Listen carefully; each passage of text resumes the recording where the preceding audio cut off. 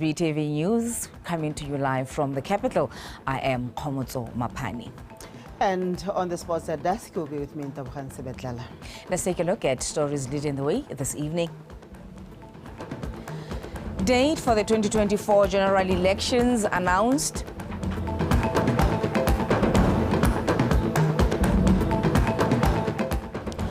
Protesters in Israel call for Prime Minister Benjamin Netanyahu to immediately sign a ceasefire deal. And in sports, the second series of the BOTSWANA Off-Road Racing Championship is scheduled in Mantua BC later this month. Interpreting in sign language is Topo Taposa. Good evening. The President, Dr. Mokgweetsi Masisi, has arrived in Beijing, China, ahead of the 9th Forum on China-Africa Cooperation FORCAC, which will be officially opened on Thursday. The summit gathers leaders of FORCAC's African members as well as representatives from multilateral organizations such as the African Union and the United Nations to chart a solid path of progressive and shared prosperity.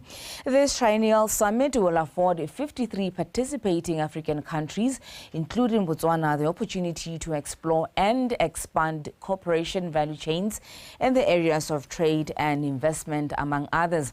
Being the second largest economy in the world and one of the major players in the global technology industry, China is postured well through the Global Development Initiative to support African countries in their transformation towards sustainable development.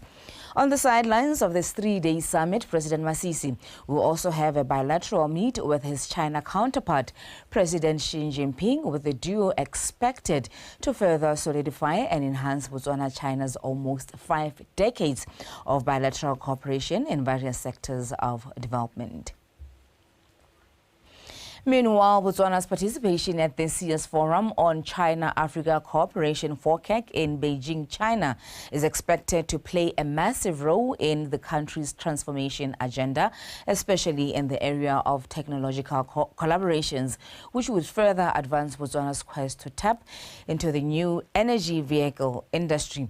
BTV News reporter Usidile Nkamitso spoke to the Minister of Foreign Affairs, Dr. Lemogang Kwape, on the sidelines of the FORCAC summit, who noted government's prioritization of such bilateral and strategic partnerships which put the socio-economic development of every Botswana and their prosperity first. Usidile Ongabetse. Botswana is the second biggest producer of natural diamonds in the world. China has the second largest economy in the world and is one of the major players in the global technology industry. Leveraging the two countries' advantages in mineral wealth and technological expertise through strategic partnership is believed to be the necessary basis to achieve shared prosperity and socio-economic development. Ke tirisanyo e nitameng ke lolameng e ya ga mahatso o mabedi ya no tshologelo ke gore ha re ya pele re tla be re ya ko pele ya no re tshwaragane mo ka seesemane go tereng partners sa tlhole re kopa re adima ile gore ra ga dikitso mmogo jaaka keletso go Botswana le gore mo nakong e khutshwanyane re tla ribolola koloi ya motlakase e leng gore re batla dikitso tsa yone e be ile gore Botswana ba ka dina le tsone ba itirela e seng gore re dikoloi tsa motlakase di teng go Botswana mme re sa itse gore di dirwa jang ke ditswa mmuntse re na le tsone jaaka gompieno go itse gore di-battery ke tsone tse leng gore di a dirwa re na le lenkanisi ko kanye go Botswana e be le gore lenkanisi leo le tswa ko kanye le tlhotlhilwe le iretse batho ba kanye le ba Botswana ditiro e bile le tlhotlhwa e be di-battery di dirwa ko lehatsheng la Botswana dilo tseo ke tsone tse di botlhokwa mo Batswaneng ba batla go bona ba itirela ka dilo tse leng gore modimo di banetse. Renowned for its numerous diamond discoveries, with the latest being the second largest diamond in the world, Botswana has been intentional in ensuring her diamonds are for the development of her people and therefore expanding her trade volumes with China, who is her second largest consumer of diamonds, as well as the rest of the world, is critical. mme mahatshe a tshwana le China ke yone a ntse re kokonye mo go one ka gore ke bone bangwe ba ba rekang ditemane tsa rona di le dikgolwane yan re ba rotloetse ka gore go lebega e ka re palo tsa bahumi mo lehatsheng di a tsholetsega gore ba reke temane tsa Botswana e be re tle go ba bolelela gore maabane hela jaana go bone temane ye ka botona e leng ya bobedi mo lehatsheng lotlhe e bona go lehatsheng la Botswana ba tle ba botse gore mme yone temane ka gore e ipiwa ke company e ikemetseng ka nosi poelo ke eng go Botswana poelo ke yone eo kana ha e rekisiwa e tswa go Botswana re ntse re bua ka poelo go lebelelwa gore e ipilwe jang e ipilwe ke bomang pabalesego e ntse jang ya dilo tseo ke tse di dirang gore tlhwatlhwa ya letlapa le boneng go Botswana e be e gaisa tlhwatlhwa tsa matlapa a tshwanang le lone a bone go sele ke yone providence e leng gore ra e rekisa go Botswana. This triennial summit will afford 53 participating African countries, including Botswana, the opportunity to explore and expand cooperation value chains in the areas of trade and investment, among several others. It is also a catalyst for Botswana and China's 5-decade-long cooperation and growth potential. Utsidile Ongabetsi, BTV News, Beijing, China. The 2024 general elections will be held on the 30th of October. The announcement was made by the President, Dr. Mokgweetsi Masisi, who also announced that the 12th Parliament will be dissolved this coming Thursday. The President also called on Botswana to take note of this important day and go out to vote in large numbers for their preferred government. In a bid to promote a higher voter turnout, both October 30th and 31st have been declared public holidays. I am pleased to announce that the 12th Parliament of the Republic of Botswana will be dissolved on September 5th, 2024, in accordance with Section 90, subsection 3 of our Constitution, setting the stage for the upcoming general elections. On the same day, I will issue a writ of election instructing that these elections take place across all 61 constituencies in the Republic of Botswana. The nomination of presidential candidates is scheduled for Saturday, September 28th, 2024, to be held at the Gaborone High Court in line with Section 4 of the Presidential Elections Supplementary Provisions Act. Additionally, nominations for both parliamentary and council candidates will occur on Friday, October 4th, 2024, as stipulated by Section 34, subsection 2 of the Electoral Act. Following the diligent preparations by the Independent Electoral Commission, the general elections will take place on Wednesday, October 30th, 2024. To promote higher voter turnout, I am also pleased to declare both October 30th and October 31st, 2024 as public holidays. The media industry has been implored to leverage advanced technologies such as artificial intelligence to better tell authentic African stories. Speaking during the 15th African Union of Broadcasting General Assembly in Gaborone, the acting president, Mr. Slamba Tsohwane, said that despite some disadvantages of artificial intelligence, it carries the potential for the African media landscape to innovatively generate content and enhance audience experiences. The Assembly of African Broadcasters put under a radar the future of the media landscape in regards to its challenges of new technologies. Hosting conversations hope to trigger solutions for the industry to remain relevant and impactful. With the rapid technological advancements, the need for audiovisual industry to align in order to be at par with the rest of the world and move Africa forward emerged imperative. Artificial intelligence can vastly improve content generation efficiencies, enhance audience experiences, and offer creative innovations. It also poses risks such as reduced job opportunities and ethical concerns regarding content authenticity. I urge you to remain vigilant and intentional on how we integrate artificial intelligence technologies into our media strategies to ensure that they serve as tools for empowerment rather than detractors to our rich cultural narratives. The importance of the industry to shoulder the role to share with the rest of the world authentic African stories could not be more emphasized. Africa has been labeled as a dark continent. It has been labeled as a continent full of diseases. It has been labeled in the past as uncivilized. It is time to tell the African story, and it compels to be told. So you are the people. Be proactive in ensuring that Africa's stories are told and shared amongst Africans through our unique lenses.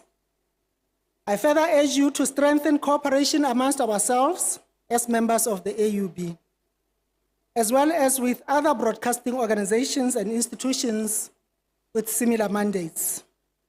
Let us realign and reconcile our legislative frameworks to avoid conflicting policy frameworks which are not clear and have disturbing gray areas. AUB is not afraid to do advocacy for diseases like cancer that is progressively ravaging slowly, surely, but dangerously in our communities. Elsewhere, or sometimes interpretations are very false. They're thinking of things of witchcraft, while these are cases where if the media was committed, maybe was going to help to be treated very well with the means of the technology of the day. The African media landscape, leveraging on their collective strengths, was said to be a crucial component to the sustainable future of the industry. Keletlelezwe Somlegai, BTV News, Gaborone. Meanwhile, the Permanent Secretary to the President, Ms. Pelue, says that African states should work together to help the continent compete on the global stage in the broadcasting field. Ms. Pelue shared this view at a welcome dinner for delegates of the 15th Annual General Assembly of the African Union of Broadcasting on Monday. Solofelo Tombale. The African Union of Broadcasting is an organization that has worked to develop the African broadcasting industry since 1962 by encouraging the exchange of indigenous programming and obtaining preferential satellite tariffs for member organizations. At a time when the broadcasting field, globally, is undergoing many changes, including the rapid advancement of artificial intelligence, this body has convened its members in Botswana for its 15th General Assembly. The Department of Broadcasting Services, ahead of the official opening of the Assembly, hosted a welcome dinner for the AUB delegates, where the theme of working collectively to meet such challenges was a major highlight. I believe there has never been a more opportune time for nations to collaborate, particularly within the media sector. By working together, we can ensure a stronger, more unified voice that reflects our collective interests, values, and thereby empowering us to tackle the shared challenges effectively. The Member of Parliament for Gaborone Central was also on hand to welcome the international guests. It is a unique and significant moment for me to be part of the 15th Annual AUB General Assembly, which is hosted here in Botswana within Gaborone Central constituency, the constituency that I proudly represent. And we'd like you to come back and experience, as Madam Permanent Secretary to the President was speaking about the amount of land we've set aside for conservation.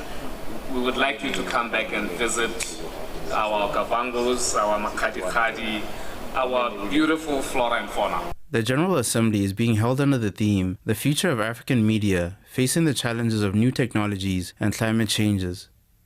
Solofelo Tombale, BTV News, Gaborone. The Minister of Lands and Water Affairs, Dr. Kifentse Muzunila, says government is in consultation with residents of Kagudi, Lisenapole and Tamasani on using the acquired 10,000 hectares travel land to build a cargo airport. Dr. Muzunila revealed this during media briefing on Monday. The minister said that 10,000 hectares land situated between Kagodi, Senapole and Tamasani villages is currently under tribal land and will be developed as a transport and logistics hub where cargo planes will be landing. The state-of-the-art airport will help position Botswana in a competitive advantage for foreign direct investment in the Southern African region. There is a minister that requested for a piece of land to be used for landing cargo planes, as Botswana has a competitive advantage to have a transport and logistics hub. Yeah, the plane is the tona. The plane is the tona. Say no hore. Kitse di roalang moralo mo tona. Mo ting the cargo planes. Bana ba itemo kala hore. La sela rona le na le sebaka. Le gana gana tshwanelo mekirialo le be le tsitsi tse di harologaneng na le sebaka sa gore e nne ka sekgwa mo go bitsang go transport and logistics hub gore ne le hero le leng gore le taba le hapegile le leng gore tsone di plane kana di fly machines di tona tsa cargo. Dr. Muzunila says establishment of the facility is epitome to change the landscape of the area, thus helping to grow the value chains in the aviation sector. This project will create sustainable jobs for the local communities as per the assessment conducted by the Minister of Trade. Trade le transport bana ba bella gore ditiro tseno dia go kgonahala ya gonna palo e kae ditiro tse dingwe e le tse leng gore dia go tsewa ke bana ba mahelo onea dia go tsewa ke bana le botsadi jwa mahelo onea mo re di sustainable jobs ditiro tsa senala ruri ni go bohelo malesa rona. This 10,000 hectares will help create jobs, particularly for the young people, and develop other sources of income. Posterity, and the value chain. I can analyze do one go into the US. I can analyze do one go Kaputi. I put the layer you are PS. Was here I get that's an income. The commencement of this project will be determined by the resolutions from the consultative meetings between the government and the residents of the three villages. Therefore, the minister made emphasis on the importance of reaching a mutual agreement, as compulsory acquisition is not an option. Wa Betsui Mpolobusi, BTV News, Gaborone.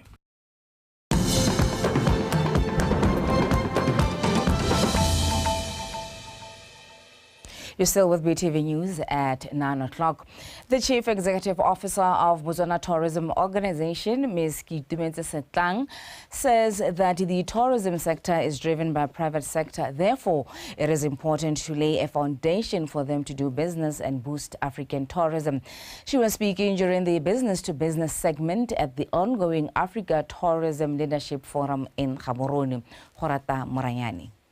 Africa Tourism Leadership Forum is a pan-African dialogue platform that brings together key stakeholders of Africa's travel, tourism, hospitality, and aviation sectors to network. It is also the only forum of its kind in Africa that highlights tourism as a major economic pillar to diversify African economies. Our facilitation of private sector to do business is what drives us. We don't want to be in the space where private sector is supposed to be playing. We don't play in the private sector space because it's important that we lay the foundation and allow you to do the business. Tourism is fast recovering, and it is because of your hard work across the entire continent. The continent is doing extremely well. Lots more needs to be done. But it is when we gather in places such as this and we sit down and put our heads together that one can be assured that there's only a much brighter future for Africa. For decades, economic diversification has been a policy priority for low and middle income economies. So what I would like to say here is that let's work together as Africans and let's make sure that we are able to push the agenda for inter-Africa travel. This industry has to facilitate a country's development and fiscal growth. which seeks to improve the GDP. But of course, we also is a sector that needs to leverage on innovative solutions and technology. But for us to be able to do so, we also need to diversify the tourism offering. The Africa Tourism Leadership Forum, that has brought together 52 African countries, will be officially open tomorrow. Khorata Moranyani, BTV News, Gaborone. The Chama Chama Fund has been well received by residents of the Northwest District. A senior official, Mr. Edward Mahosi, says the organization has so far received over 2,000 applications and approved 1,700. This was said during the Chama Chama flea market organized by the local enterprise authority, Leah Maratha Kaisara. Since the launch of the Chama Chama Fund, Maung Village has emerged as one of the areas with a high volume of applications. The youth have been encouraged to utilize the fund to improve their lives, as it has already proven successful for other young people. So far, we have received about 2,260 applications worth 34,745,877 pula. From those 2,260 that we received, we have so far approved 1,777, worth 22,497 pula, 497,295 pula. In our inflow, on average, we receive about 90 applications per day. And this thing, there are some people who are very hesitant but dipalo tse dintsi tse di neng di supagala ke ba eleng gore ke ba dirang dijo kana ba dikoko tsa nama le tsa mai ke bona ba eleng gore ba bantsi ke palo e eleng gore ya. Majority of applicants are those into catering, poultry value chain businesses, and then there are elderly, who most of them are tailors, who will surely benefit from government's idea of closing borders on school uniforms. Ba sile go kopa madi le bona gore ba tolose dikgwebo tsa bone ba kgone gore ba re apesetse bana mme bile le rona ba re kgabise re mise go reka mo di shopong tse di tswang kwa ntle ha o ka tsamaya le distolo tsa rona o tla bona gore bo diragatsi bo bontsi bo talente intsi mo Botswana.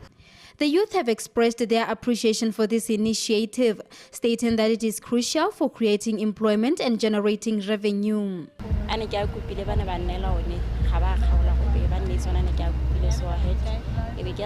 They have fully funded me and I managed to buy stock and mannequins.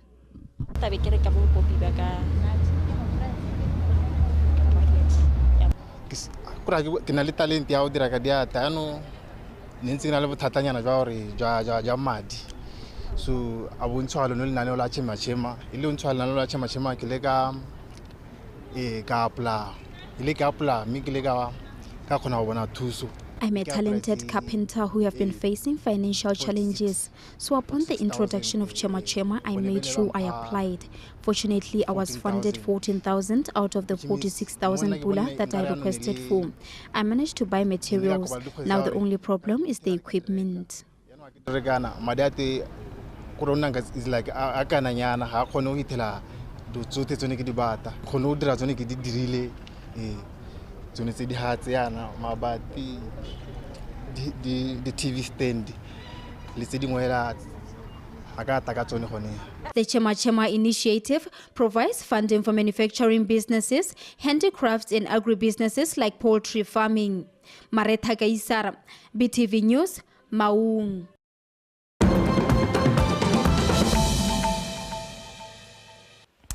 In international news, the discovery of 6 bodies of victims attacked by Hamas on October 7th in Rafah has triggered tens and thousands of Israelis to protest in Jerusalem.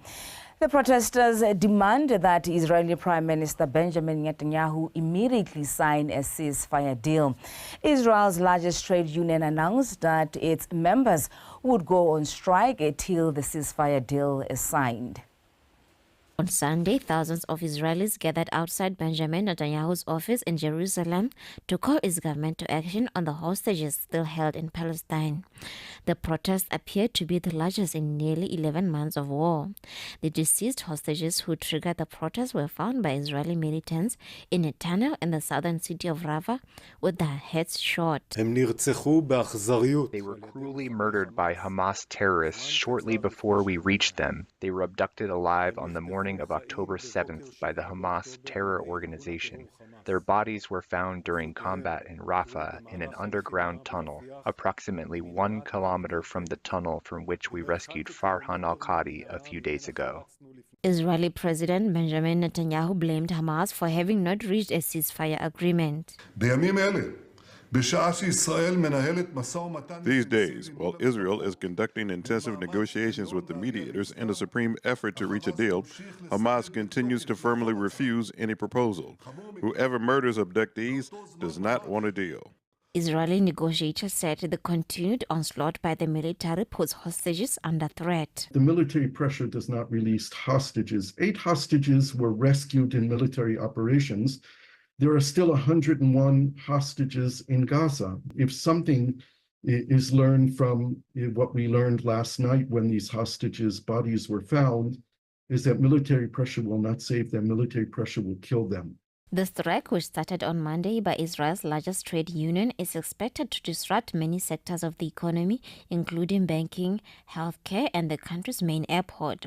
So far, the war between Israel and Hamas has resulted in the death of over 41,000 Palestinians. That is, according to Hamas Ministry of Health, and 1,139 Israelis. 101 hostages are still being held by Hamas. Laonela Khwale, BTV News.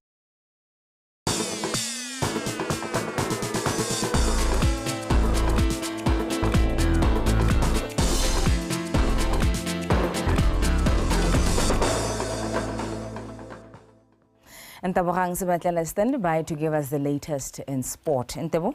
Hello, Komozo. How are you, ma'am? I'm fine. So it is official, we're going to the polls on the 30th of October. We are going to the polls on the 30th of October. My belief is that everyone who is eligible, particularly here, has registered. We are hoping so much. Komozo, thank you very much, Komozo. Now, Botswana Tonight Sports News follows. The second series of Botswana Off-Road Racing Championship is scheduled for Manswabisi Village on the 21st of September this year. Speaking at a press conference in Gaborone this week, race director Cairo Motorsport Group Moing Ahmad said they aim to host the different stages of the competition at different parts of the country. Tsebiso Gihimile and Victoria Dakin. The first series of the championship was the Juanen Desert Challenge, which was held in June this year. Ahmed revealed that this year they have collaborated with Cresa Hotels to be their hospitality partner. Botswana has never had its own off-road racing championship, often relying on our neighbors South Africa.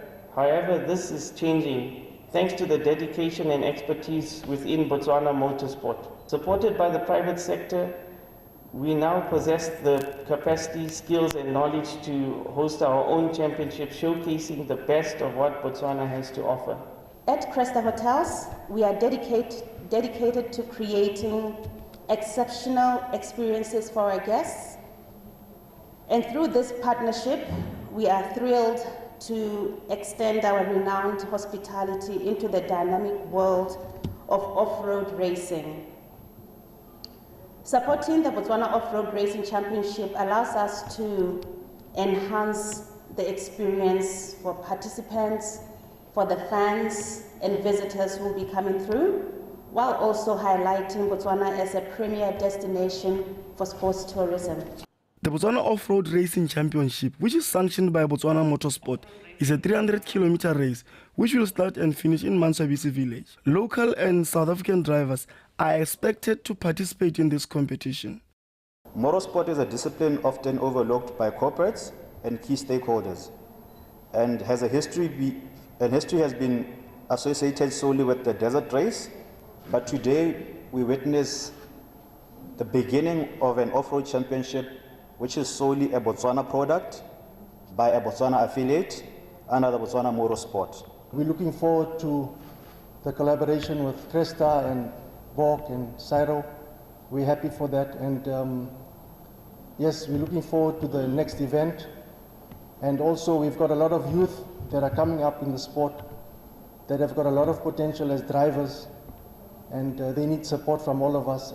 The next series of the Botswana Off-Road Racing Championship will be held in November and December. Tshepo Kihimile, PTV Sport, Gaborone. Gloria Majaga has finished fifth in the women's T13 100-meter heat at the ongoing Paris 2024 Paralympic Games. Majaga set a new personal best of 13.12 seconds. However, the time was not enough for her to progress to the T13 100-meter final scheduled for tonight. The race was won by Lamia Valieva from Azerbaijan, while at the route to Iglesias Foneiro from Brazil finished second. Majaga will be back on the track on Thursday for the women's T13 400-meter heat. Meanwhile, Edwin Masuhe will be in the men's T13 400-meter final on Thursday. Moving on, the national men's football team, the Zebras, continued with their preparations for their upcoming AFCON qualifier match against Mauritania after the 1-0 defeat to Libya in Tripoli. The Zebras-Mauritania game will be played on Saturday in Mauritania. Sofatso Badubi. To make sure they begin their 2025 AFCON qualifier matches on a high note, Zebras played 2 international friendly matches against Libya on Saturday and Sunday respectively. According to coach Didier Gomez Daros, the 2 friendly matches helped to identify some areas that needed to be perfected ahead of the Mauritania clash. Hence, he dedicated Monday afternoon training to work on those. So we correct some process. We didn't control very well on Saturday, but today really I'm very happy. They start to understand everything we have to do on the Saturday match against Mauritania. And everybody play with a very good attitude, a very good commitment. For sure, everybody want to play the next 2 match, and everybody want to show me his ability. Some of the players who had an opportunity to play say the friendly matches were an eye-opener. Well done to the boys, performance thing. So I'm looking forward to game Mauritania because that was the one that is important. Yes, that one was just friendly to rectify some mistakes that did the reeling against the Mozambique and Somalia. So the team is gelling well. We are getting there. I can see the light at the end of the tunnel. So I can promise Botswana we'll do our best to come Mauritania. We need that 3 points as much as they need that 3 points. The first game is the one that is important. If we win the first game, then we know we are halfway into the AFCON. Darosa's men lost 1-0 in the first match played on Saturday before holding Libya to a 1-1 draw in the second close friendly encounter through Ronald Fortune's penalty. Tsegofatso Badubi, BTV Sport, Tripoli, Libya. Lastly, Double Action Ladies Football Club are the champions of the second edition of the Bridget Lebalelo Legacy Cup after defeating Mazoti FC by a solitary goal in Mogoditsani this past weekend. Sapo Gihimile with the report. Double Action started the match on a low note with Mazoti piling pressure on them, creating 2 goal-scoring opportunities in the process but failed to convert. On the 19th minute, however, Double Action midfielder Sagulu Didukanyana spotted a run made by their striker Peggy Mane, who calmly converted the goal to make it 1-0. The match went to recess with Double Action leading 1-0. In the second half, both teams made substitution in an effort to increase the tempo of the match. In the 9 minutes, Mazoti failed to find an equalizer as both of their forwards, Lungo Sonelo and Sahafaze Musut, fluffed 2 clear goal-scoring opportunities. The match finished 1-0 in favor of Double Action. The tournament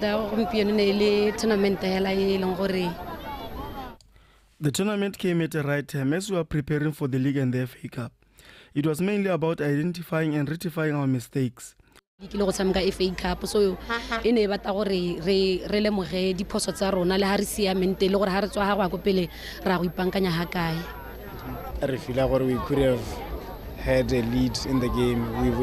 We could have taken the lead in the first half, but we wasted so many chances. We cannot take anything away from the winning team as they gave it their all. And we also did our best. We knew it was not going to be an easy encounter, and we congratulate them for emerging victorious. At the end of the day, they became victorious. The Bridget Leballo Legacy Cup director, Bridget Leballo, said the mandate of this tournament is to help the less privileged and also grow women football in the country. Leballo further said they plan to grow this tournament even though they experience a few challenges. The tournament is called the Bridget Leballo Legacy Cup.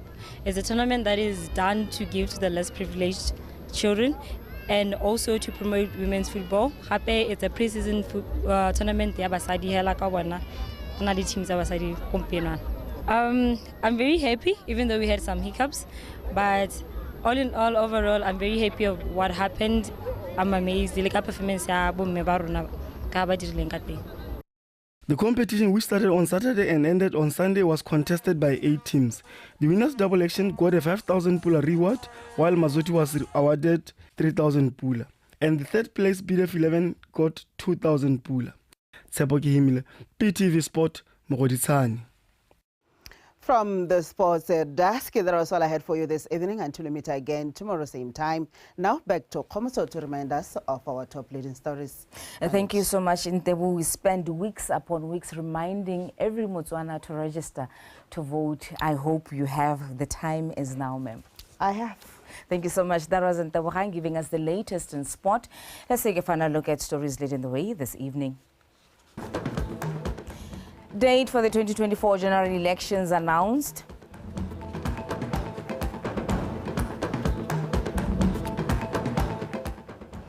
Protesters in Israel call for Prime Minister Benjamin Netanyahu to immediately sign a ceasefire deal.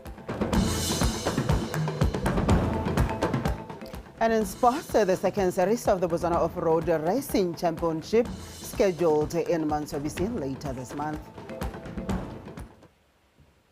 That is all that we had for you in our 9 o'clock news bulletin. Up next is the weather update. BTV News, Iganyarona, #BW Mindset Change, Archenche.